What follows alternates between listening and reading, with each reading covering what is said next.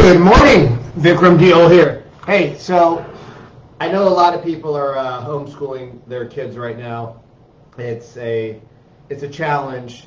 So I know that you guys are, if you're a parent right now, you're very challenged on how to deal with what's going on in the current state of the world. However, I wanted to let you guys know that right now is an amazing opportunity. Right now is an amazing opportunity if you are homeschooling your kids to see what your kids are learning, right? I've said it years and years before that kids don't learn what they need to learn in school. They learn what is being taught. And so right now, as a parent, you have an opportunity to teach your kids the things that would really move the needle for them. So I always go back to when I was 17 years old and I had the greatest job ever. Right at 17 years old, I had the greatest job ever, and it was selling Cutco knives. And everybody's like, "Oh, you're a knife salesman. Oh, why don't you do something this or that?" It doesn't matter what people said. One, when you sell knives, you get made a lot of fun of, right? People are like, "You sell knives? That's weird." So it gives you that ability to handle criticism. It gives you that ability to have thick skin. It gives you an ability to take people's negativity and change it into something positive. Two, it taught me how to sell, right? People might have some natural abilities to sell, just like some people have natural abilities to play sports, but I got to learn how to sell at 17 years old. Not like average sales, but like as a professional salesman. They taught me how to use scripts. They taught me how to handle rejection. I'll tell you a story. I was 17 years old. I was dating this girl, white girl, and I go to her house, and her mom buys a whole bunch of knives, like $1,000 worth of knives off of me. I was good at what I did, right? All I did was follow this program. It's not hard. So I go out there, and I sell this $1,000 set of knives, and she says, "You got to see my mom next door," right? So it was the girl's grandma. And I'm like, absolutely. Like, she's like, she just bought an RV. They got 2 houses. They got, they have such crappy knives. You have got to go and talk to them. And I was like, hell yeah. So the first thing I did was after I finished the appointment, I went and I called Grandma, and I'm like, "Hey, when can I come over?" And Grandma's like, "Oh, you come over, whatever, 2 days down the road." So I go to Grandma's house. Grandma opens the door, looks me up and down like I'm a robber. I'm wearing a tie, a suit, maybe, I don't know, but I was dressed nice. And she lets me in the house, and then she leaves. She makes a phone call. She comes back, and she's like, "You need to get out of my house. You don't look like what you sound like." What? What does that even mean? I don't look what I sound like. Yeah, you don't sound like this, and whatever. So she basically kicked me out of her house. I don't know why, but I'm going to assume that it wasn't because I sound like a white guy, but I show up as this brown dude, and she didn't like that. So it created this sales, right? Teaches you how to handle rejection, teaches you how to handle adversity, teaches you how to handle people that aren't necessarily the nicest, teaches you how to make money in any economy. Right? It teaches you how to set up. What's up, David? It teaches you how to I forgot what I was going to say now. But if you can't sell your way through life, you can't do anything. And everything is sales. Whether you're getting a job, whether you're a doctor, you're a lawyer, you're an attorney, an engineer, whatever you do, you are selling your ideas to your boss. You're selling yourself to somebody else. So if you aren't out there learning how to sell and teaching your kids how to sell, you're screwing them for the future because they're not going to make as much money as they could if they knew the skill of selling. 2, meditation, right? Everybody tells me you have anger that you need to deal with. Okay, how do I fucking deal with it? I'm angry. Crickets. Nobody can tell you how to deal with anger. You just need to deal with it. But nobody tells you what that means. What does it mean? How do you deal with it? Well, you got to learn how to meditate, right? You got to learn how to silence the thoughts in your mind that are racing all day long. This is a super highway of highways of highways. This thing right up here is going all day long. It never stops. And sometimes I get frustrated because I want to do more, right? I want to create more. I'm not happy with myself. I'm not happy with circumstances. I'm not happy with COVID. I'm not happy with this. And I get frustrated. And sometimes that comes out in anger. But nobody tells you how to deal with it. They just say, you have an anger issue sometimes. That's probably not healthy. Well, no shit, Sherlock. I understand that exploding doesn't get me what I want. Why not teach me something of a skill? Well, meditation, right? If you start out with your kids every day and you meditate for 3 to 5 minutes, right? You just show them how to silence their mind, how to realize like these thoughts are just thoughts. Everybody has them at some point or the other, right? Sometimes they're good, sometimes they're bad, sometimes they're high vibration, sometimes they're low vibration. We all have these thoughts though. And sometimes they don't serve us, but we don't know what to do in a moment of frustration because we haven't practiced, right? So when your baby's learning to walk, you don't trip them, you don't throw obstacles in front of them to make it harder. No, you give them a clear pathway so that they can run and they can fall and they don't get hurt. But when it comes to mindfulness and meditation, people talk about it. Oh yeah, you can meditate. They don't teach you how. I'm going to give you a very simple, very, very simple thing on how to do meditation. And I hope you all try this with yourself and with your children, with your team. It doesn't matter. Take a few deep breaths in. And then after a few deep breaths in and deep breaths out, deep breath in, deep breath out, deep breath in, deep breath out, deep breath in, deep breath out. You just slowly close your eyes and just let your eyes get heavy and droop down and put your hands, palms up on your thighs. You know, sometimes I do it sitting down with a pillow underneath my butt so that I don't have to lean on the back of a chair or a couch. And you close your eyes and you just let the thoughts go. And if the thoughts come back, it's okay. They're not a problem. If they leave, that's okay. That's not a problem. You just let it go. You set a timer for 3 to 5 minutes, and you start that way. And the thoughts are going to come, and the thoughts are going to go, and the thoughts are going to come, and the thoughts are going to go, and the thoughts are going to come, and the thoughts are going to go.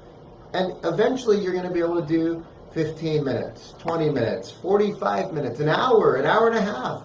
You'll just find that you're not so rushed in life. What I love about meditation for me is I feel like I can bend reality, right? Like I feel like I get something coming at me and I'm like, whoop, stop.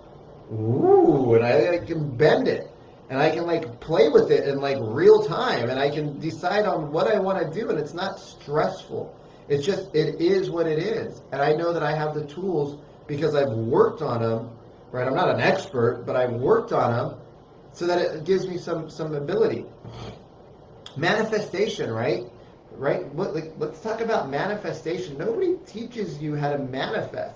School doesn't teach you how to manifest. School teaches you how to be a cog in the wheel. It doesn't teach you how to critically think. It doesn't teach you how to be outside of the box. It teaches you to sit in a fucking box with your fucking lunchbox, with the fucking TV that's all fucking square, and you're supposed to fucking live in this fucking box and be creative when you come out of it.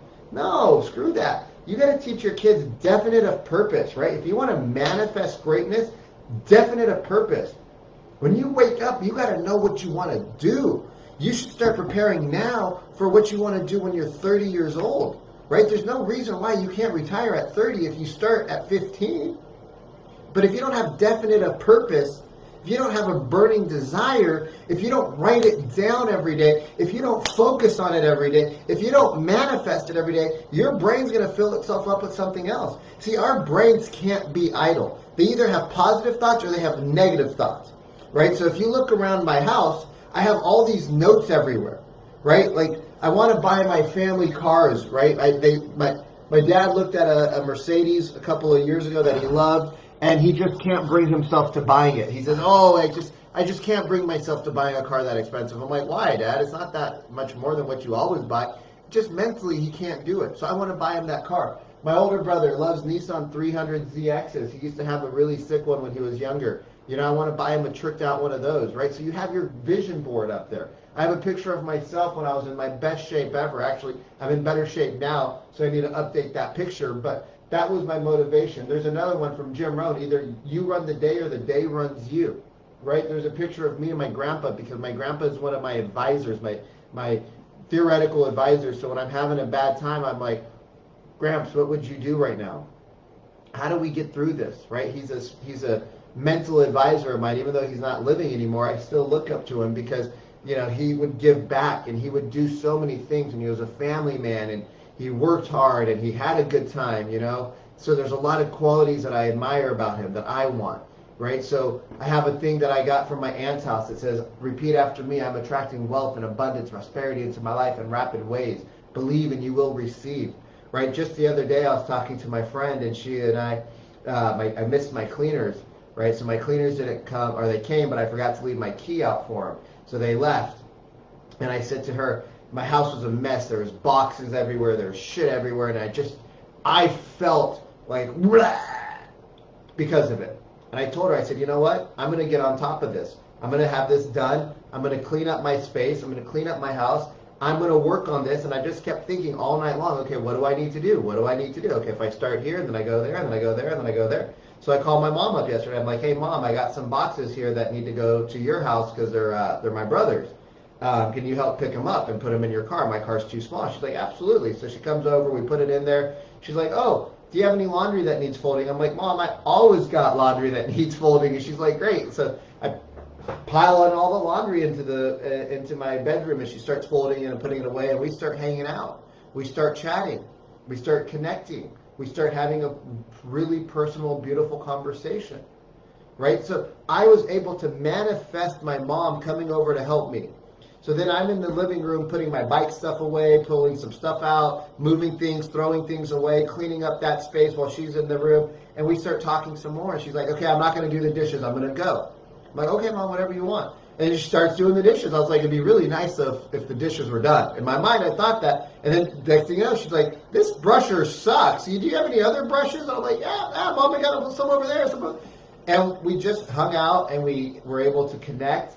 And it was because I manifested in my mind, I'm not going to let the house run me. I'm going to run my household, right? So I know I haven't got through all of this stuff yet, but if you would have seen this yesterday, where the trampoline was, there was a pile of clothes in the sky. Where this was, there was like all of these papers, but they're, if you look at them, they're lots and thick, and they were all over the place. There was, contracts in places that should have been, right? So we just cleaned up. And I feel better. The energy shifted in the room, right? We manifested that fast. Sorry, I can't snap. I still got a finger that's healing. But I can manifest things that fast, and so can you. So when you ask for things of the universe, ask with definite of purpose. Ask like you're going to get it. Like it's not a question of if. You are going to receive what you ask for.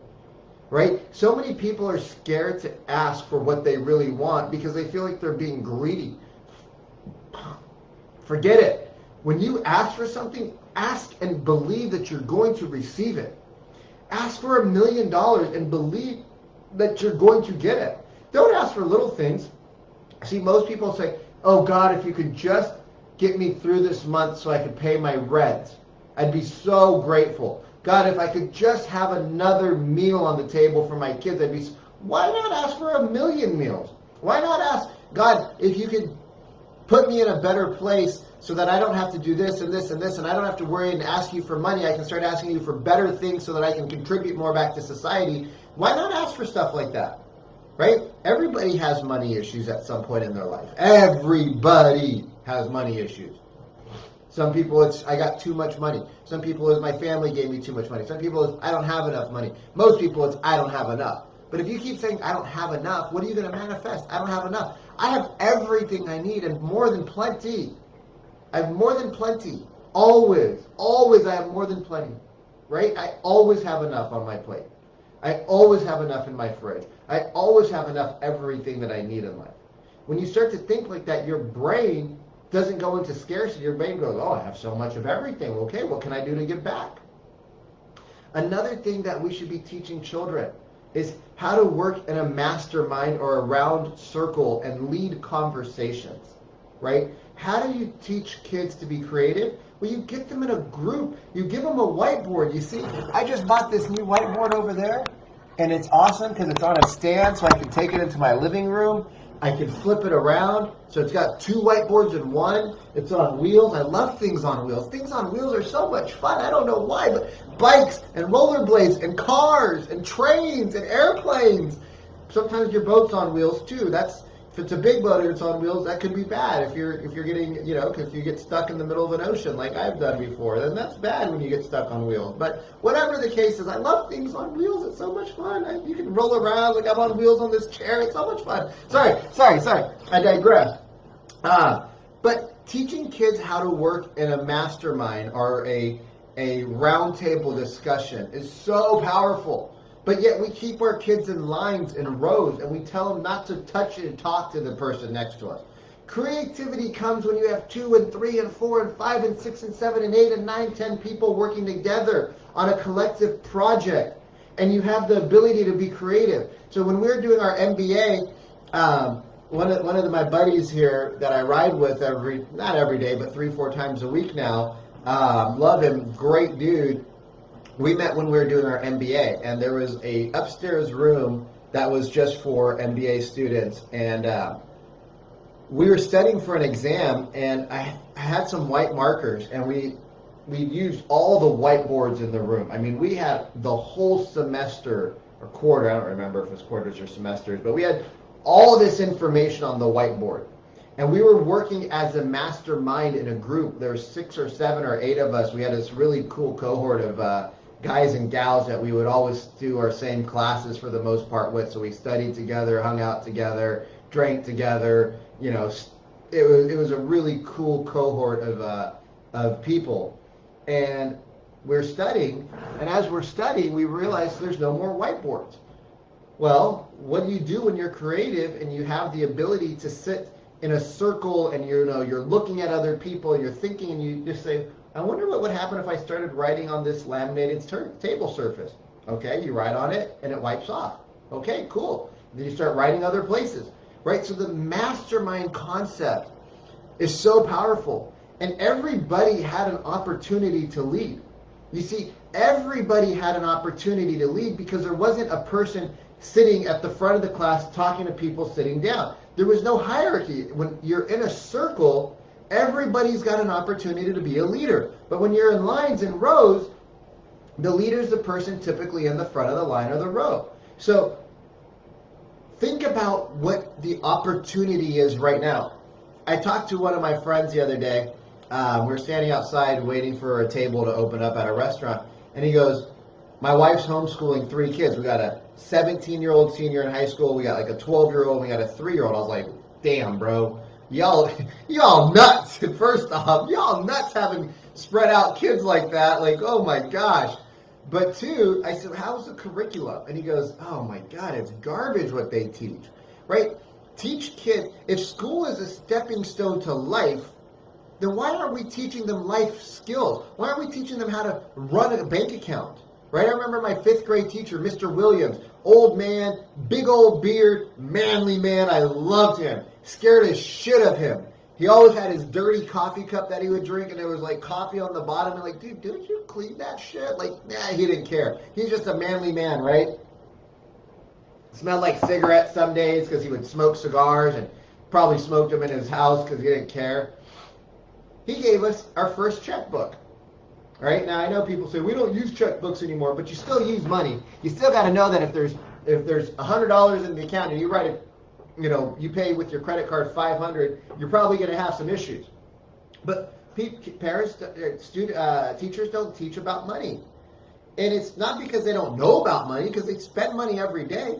It's because it's not in their curriculum. They don't get money from the state or the government if they don't follow certain programs. So to wrap up, use this opportunity to teach the young around you how to do business, right? If you're at home on Zoom and your kids are there, bring them into the meeting. Let them learn how a meeting operates, right? Teach them what is working, what's not working. The Chinese do that with their children. The successful business entrepreneurs bring their children into meetings. My rich dad brings his kids into meetings. He asked me if I think it's a good idea for him to invest like $5 million in General Electric like 3 years ago. I'm like, I don't know. That's a lot more money than I've ever. He says, doesn't matter. What do you think? I'm not asking you about if it's smart or not. I'm asking you, what do you think if I should do it? Right? Bring and involve the kids into these meetings so that they can see what it's like to work. Right? Create masterminds in the house. You might not have enough people to do a mastermind you might not have enough people to do a classroom mastermind, but you could do a house mastermind with husband and wife, or mom and grandma, or dad and 3 of the kids, and let them lead it. Right? Teach them how to be confident. Teach them that it's okay to make mistakes. These are things that are going to matter so much. And this is an opportunity for 2 or 3 or 4 months for you to get in front of the kids and teach them things. Teach them how to be grateful and have gratitude. Like, I love the fact that I got this pen right here, because when I need to write something down that's really important, I have something to write and capture with. It's so valuable. It's amazing, right? Like, I love the fact that I have this platform with Facebook and this amazing office to work out of. Like, not a lot of people have an office like this that they can work out of. It's such a blessing, right? I'm grateful that I have you amazing people that hold me accountable, right? I'm grateful that I believe in things bigger than me, right? Gratitude is so important. We don't teach that in school. We teach people to feel like they don't have enough. But we always have so much. As long as our heart beats, we have life in us. And if we have life in us, we have love and we have everything. But we don't get taught that. We don't know that, so we fall off. So teach the kids right now. So much opportunity to teach the young. I mean, I got taught some of these things. Some of it I had to learn on my own. But if I would have learned this at 10, 11, 12, 13, 14, 15 years of age, oh my God, where would I be in life? And I know you want better for your children. So give them the opportunity. Is it easy? Probably not. I mean, I don't know. I don't have kids, so I can only imagine that it's not. And also use this opportunity to talk to the schools and the administrators and say, we want to change in our schools. We want our kids to learn stuff that's going to help them and that's going to impact them. Not this, I mean, like, I don't care where Christopher Columbus came from. Like, I give a fuck that he sailed the ocean blues with the Mayflower and the Mayfairy and this and that. What the fuck does that do for me? Like, nothing. It's never come up in conversation where everybody's like, oh, hey, so, we're not going to do business with you unless you know where the Mayflower comes from. I'm like, what? No, nobody asks about that. There's some things that are relatively important. There's some things that are just stupid. So this is an opportunity. This is an opportunity for us as a collective society to come together and make the future generation have a better opportunity for some of the things that we didn't get taught.